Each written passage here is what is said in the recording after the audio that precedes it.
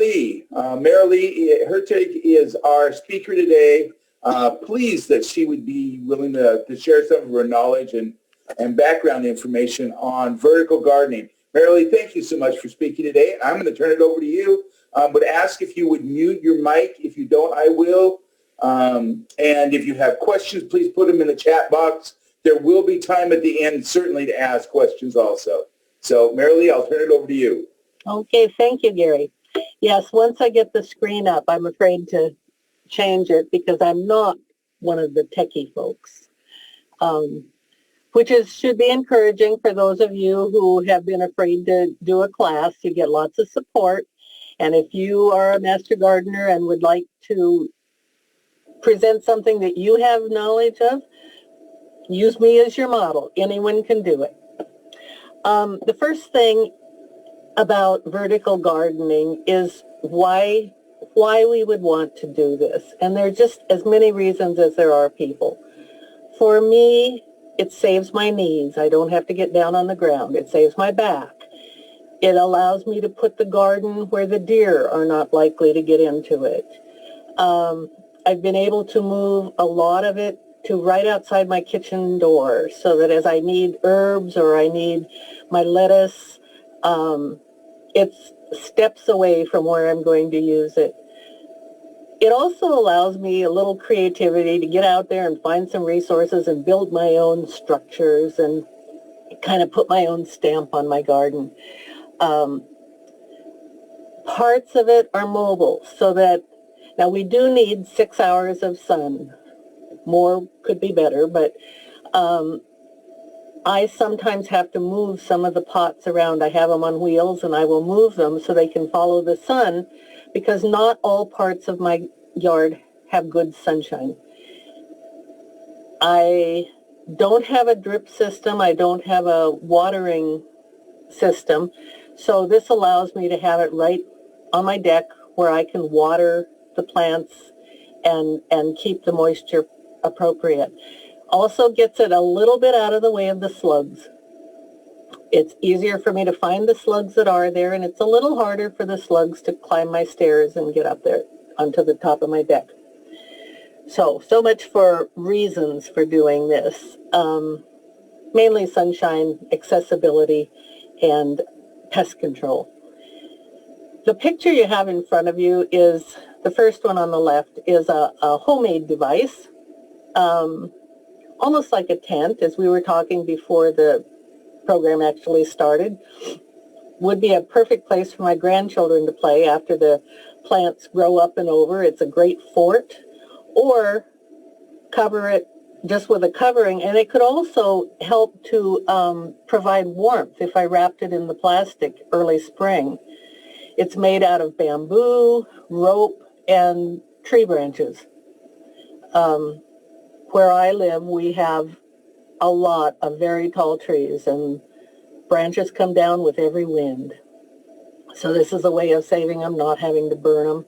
The one on the right is a commercially available at most of the big box stores and many places online if you run a search.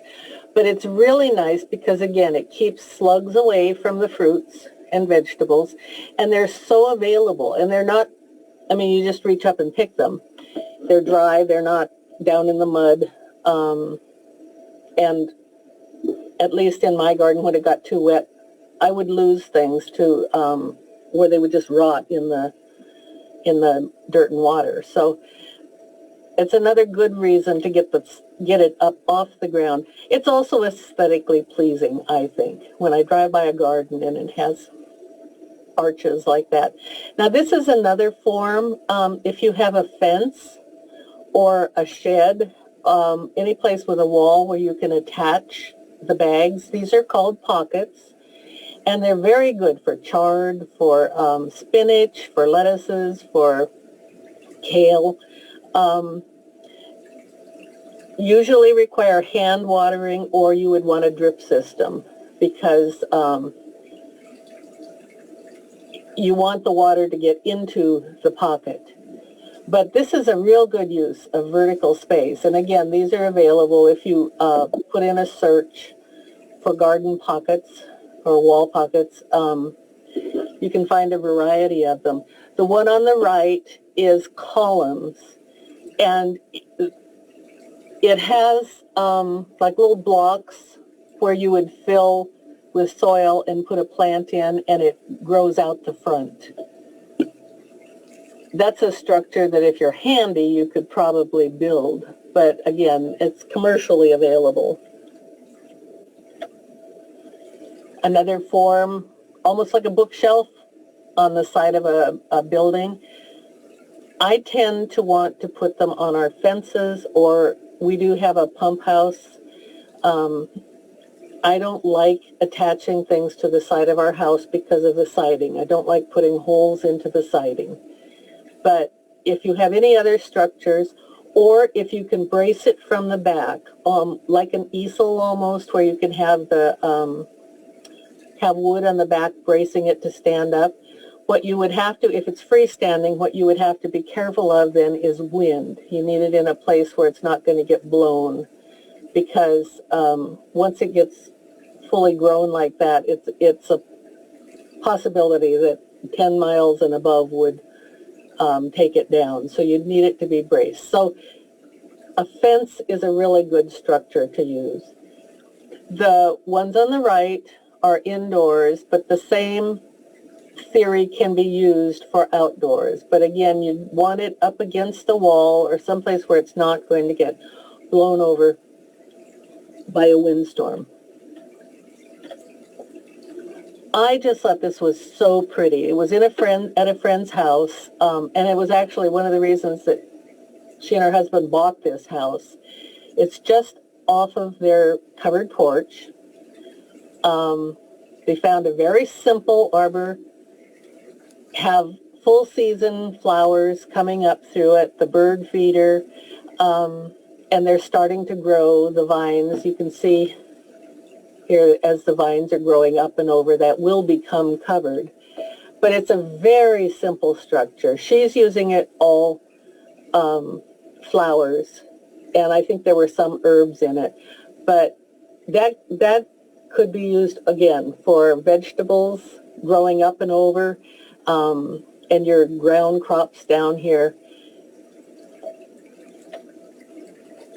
Something very similar idea, using the space between raised beds to put some kind of arbor up over it and raise the vine, grow the vine crops up over. It uses the space then that would normally just be the paths between the raised beds, so that if you do like the raised beds and you are able to get down on the ground and work with them, you can have the best of both worlds there. Ladders. An example of using a ladder for a plant stand. The one on the left is going to be one where these will grow up and over. This is an old ladder that I have. This one is at my house. This is an old ladder. We've had it for about 40 years, and nobody in our house is allowed to climb up on it anymore. But for just stacking plants upright, and I'm not sure we can, down here there are some beans that I am encouraging to grow up and around these braces and steps. This is a oops, I'm sorry. How do I go back now? Well, there was a curly willow tree in a pot there, which I use for my peas to climb up and around. That's the brace for that. And I cluster it all together. At the base of it were pots, and we'll come to another place where something like, I don't know how to go backwards. So I'm just going to keep going forwards. I stack pots. I get pots that are the same size and stack them in front and around the base of the ladder. So I can get quite a bit of growing space in in just a very small footprint. Here are bamboo stakes. Bamboo stakes, and tied together here with then twine or rope as the growing, to encourage the plants to grow up.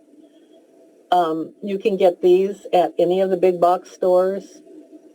I usually buy a bundle, and then I have them for whatever it is I need. They're not terribly expensive, and you can use them from year to year as long as you pull them up out of the ground. They do decay eventually if they stay down into the ground, forced into the ground. This is another form of a ladder, or it's a trellis. You need, with a trellis or any of these uprights, you need something for the tendrils from the vines to wrap around.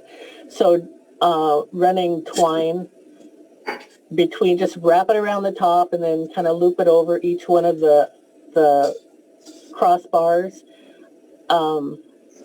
Gets your plants up off the ground, gets good sun exposure for everything, and keeps it from decaying on the ground. Okay, I'm getting some kind of feedback. I'm not sure. Okay.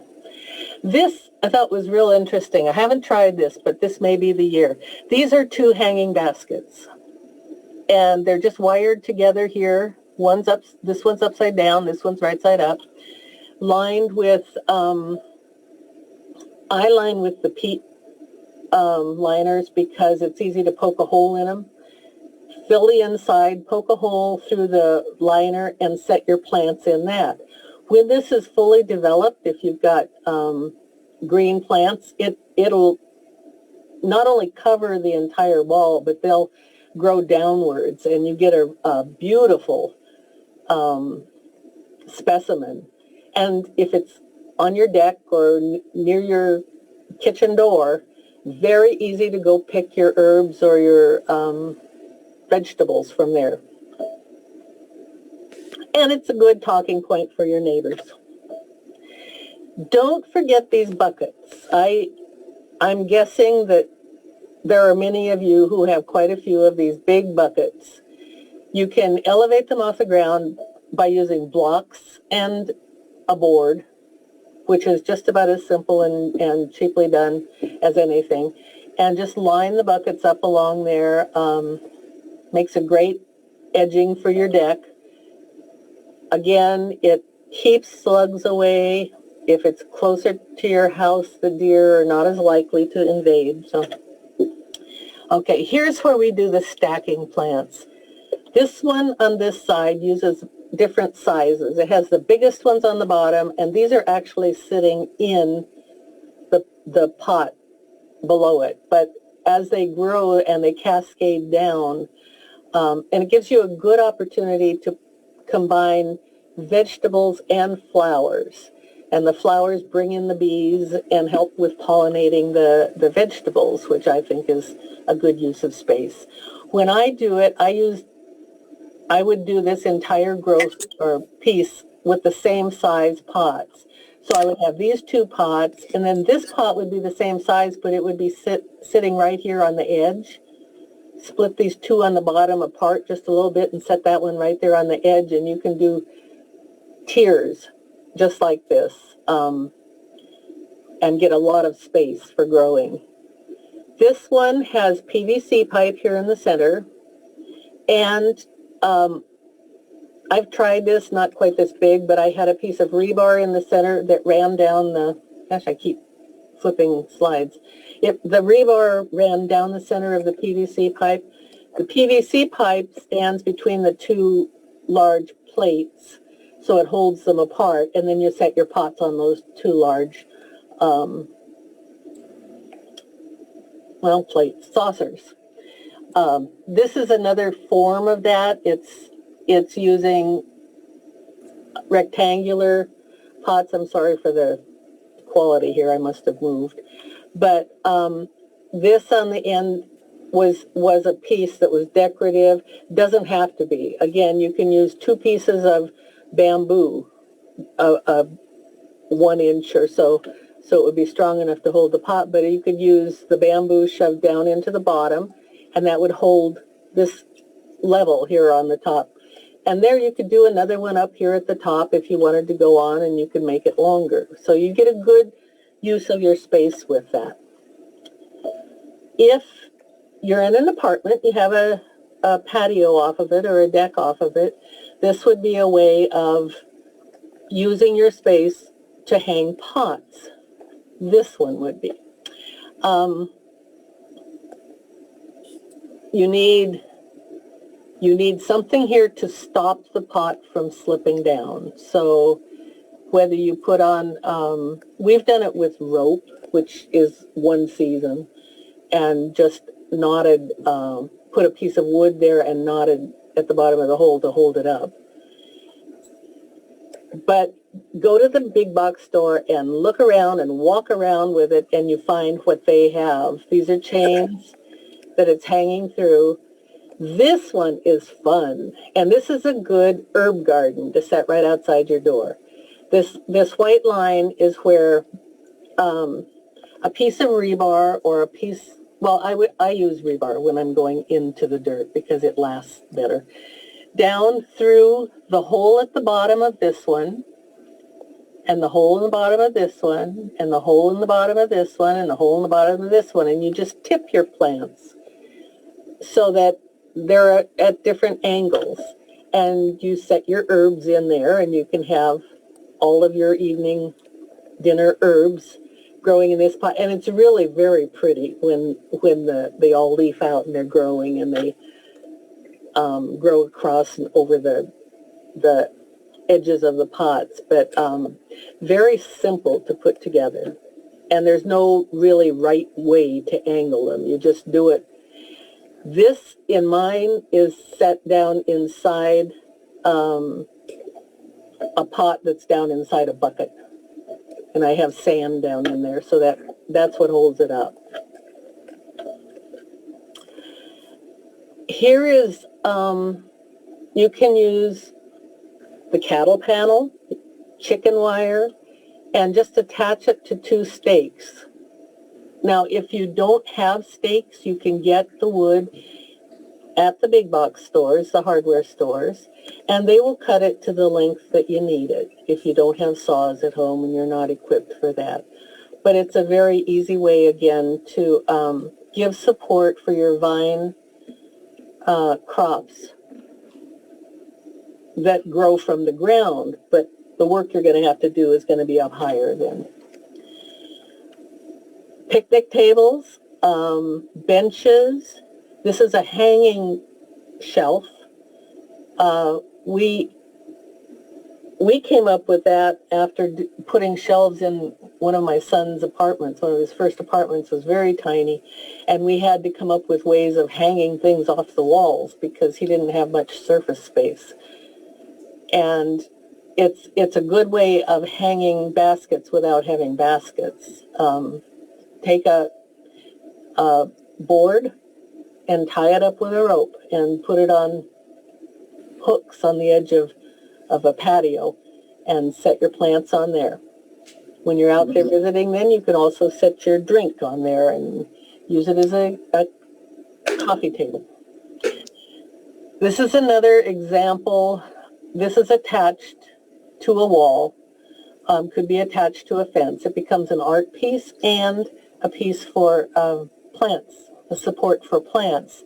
You can use, again, the cattle panels or the chicken wire and decorate it with found objects from around your home. Paint it the color that will go with your house, and it serves 2 purposes. Another use of the panels or fencing. And one thing that came up in another class was that sometimes you will find these pieces in the damaged goods area of your, well, like Wilco has an area where they have some that may have been damaged in shipment. Perfectly good for supports for plants, but they might not be what you want to put out there for your fencing. So that's another way of cutting the costs and finding another resource there.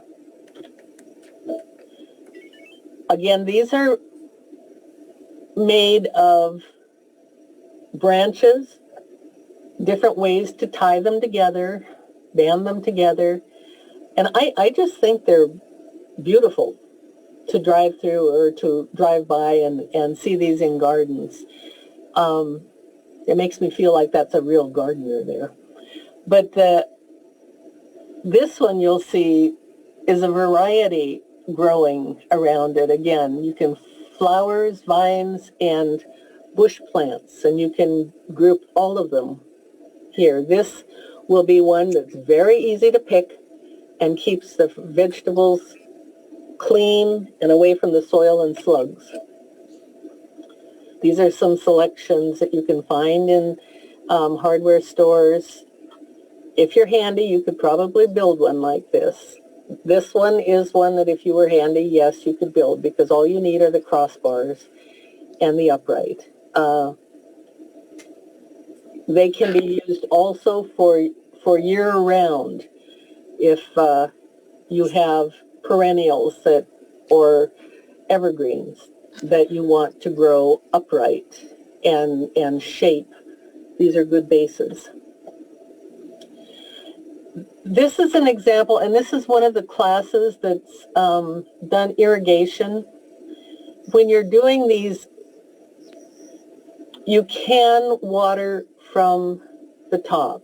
You have to get the piping up here and water from the top, so you can water at the top and the water will filter down through the plants. But one of our Master Gardener classes specializes in irrigation. That would be well worth your time, I think, to get some ideas there of how to manage this.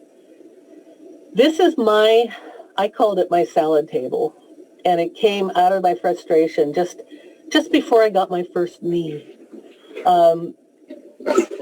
I could no longer garden. We're on a hillside, so it's a long way down. I have a long stairway to get down to the garden. So I went out to my husband's shop and I found wood and kind of drew up what it was that I wanted. And this is my kitchen window right here. So here's where I put my herbs and my lettuce, my radishes. And at the end of the year, I generally do clean it out and start over with new soil the next year. But I have started also putting some bulbs down in there.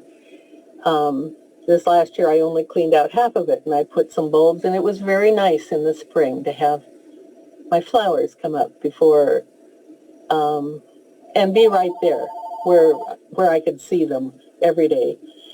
And it's warmer up there on my deck. We're a little bit high on the hills, but it gets a lot of reflected sun from the house, and so it does grow early. But that was a fairly easy project, and I did it just by drawing it out, what I thought. I did research, but at the time, this is about 15 or 16 years ago, and there were not a lot of tables or this kind of structure for home use, and so I didn't have a lot to go on, but it's 3 feet wide and 4 feet long, and about 8 to 10 inches deep, depending on how much dirt I put in it. Has to have a brace across the center, and it doesn't show up so well in this picture, but this is the leg, and on the inside of the leg, right up to that board, that side board, there's a support right there that I just screwed into the leg, so that, because I just didn't trust that the screws I put in here were going to hold that big box full of dirt up. So it has like a second leg right there that's joined. And I did put some supports now, because it's getting old. I put some supports between the legs to hold them steady. But it's been amazing how much I've been able to grow in that over the years and how long it's lasted. I did use cedar. This lining is screen door lining. It holds the dirt in but lets the water out. And then around that is hardware cloth, because that's very strong. And I will show some pictures of hardware cloth coming up here. But so it's doubled. The screening is doubled, the hardware cloth and the door screen.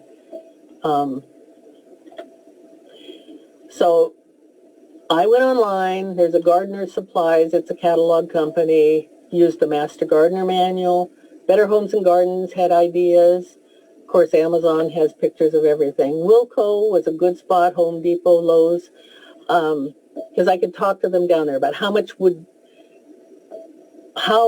much time and effort are they willing to put in if I come down and buy wood? What will they cut up for me? Habitat for Humanity retail store has all kinds of things that you can use for supports in the gardens, and in Builders Liquidators was another place I went. Okay, these are some of the things I talked about. This is hardware cloth. You can get it in rolls. You can get it in smaller packages.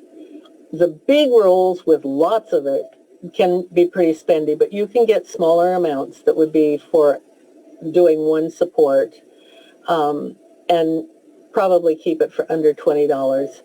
But look around for it because you may find some pieces of it in places like Habitat. And here's your PVC pipe. This is what you would use to separate the saucers to put those plants on. And again, you can get that different lengths and different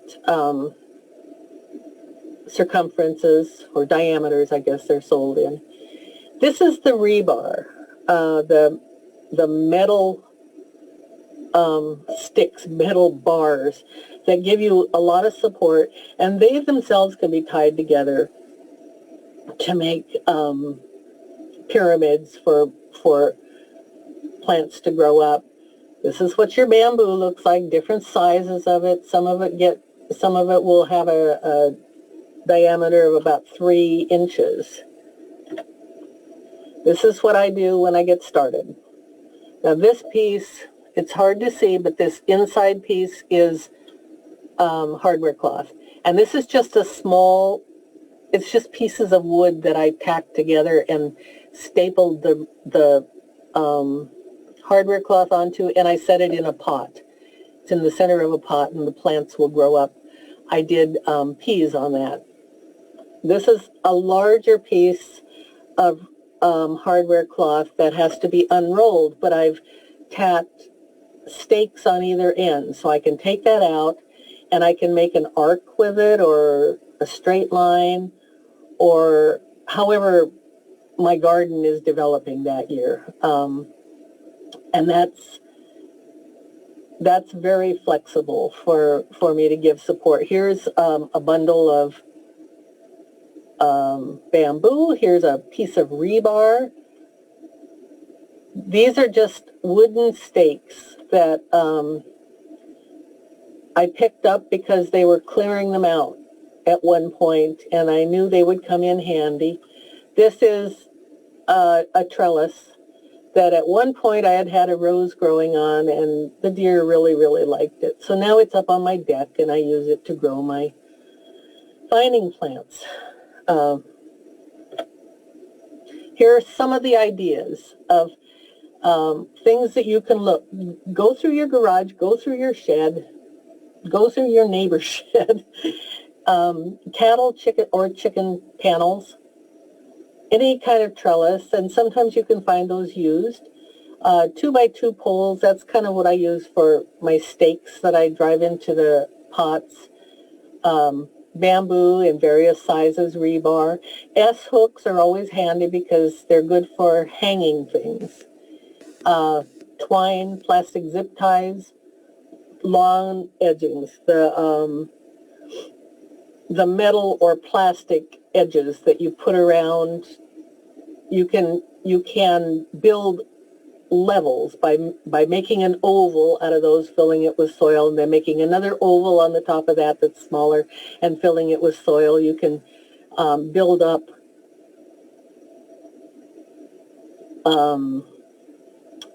tiers.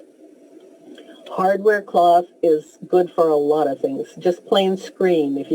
If you have to replace a screen door or repair screen windows, keep the screen, roll it up. Doesn't take much space, and it always comes in handy. Hanging baskets, and as you saw, turning them upside down and wiring them together, you get a whole different structure to hang. Branches, or in my case, I had hockey sticks one year that turned into my supports for all the peas, and that got a lot of attention. The pockets that you can hang on the wall, an old ladder, any old benches or boards on blocks, a lot of pots. I do try to keep a selection of pots that are the same size because it's easier to work with them. You can set them out and create your structures, and it's a lot easier if they are the same size. And then PVC pipe. Oh, I think I'm at the end. So a lot of this is researching, going online and researching, finding your sources, or look around your property, look around your yard, and see what you already have and repurpose.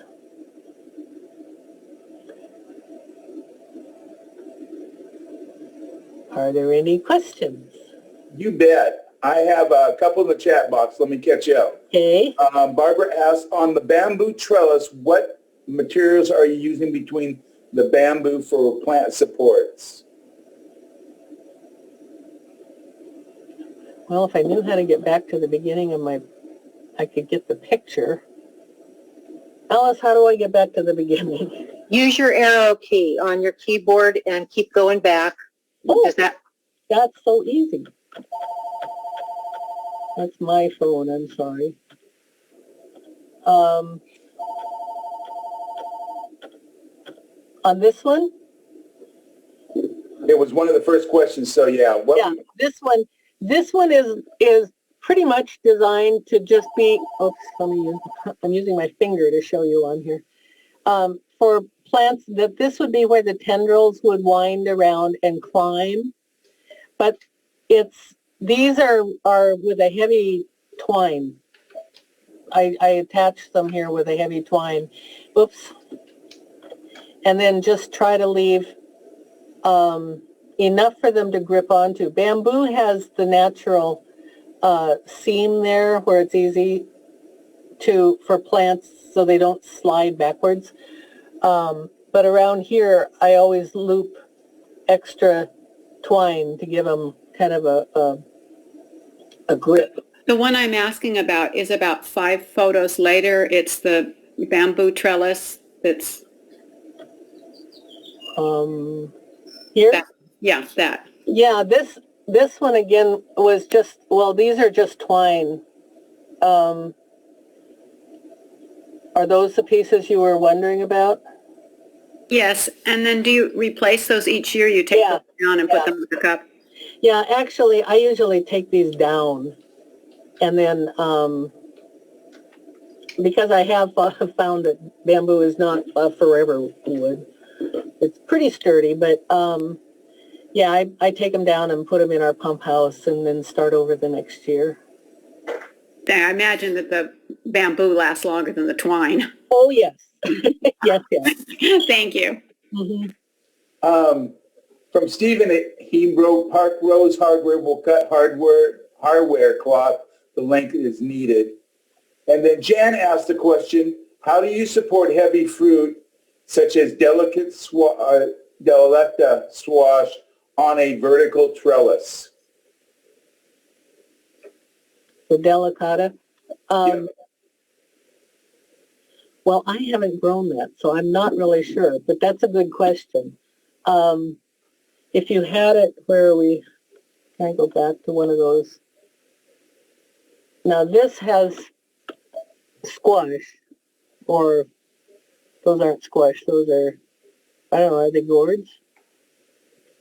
But they're hanging.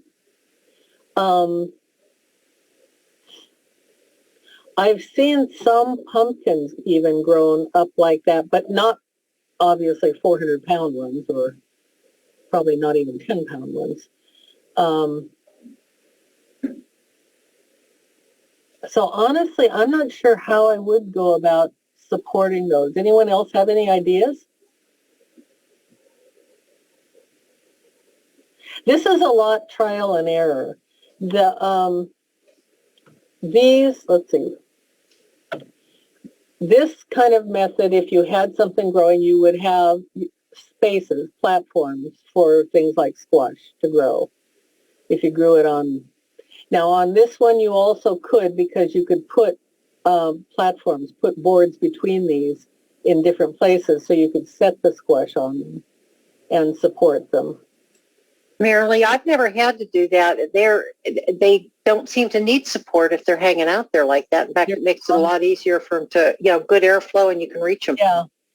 It's the pictures that I've seen of them. Like I said, I haven't grown them, but the pictures I've seen of them have them hanging. And I've not heard of anybody complaining about them breaking off. I did have some, the Japanese,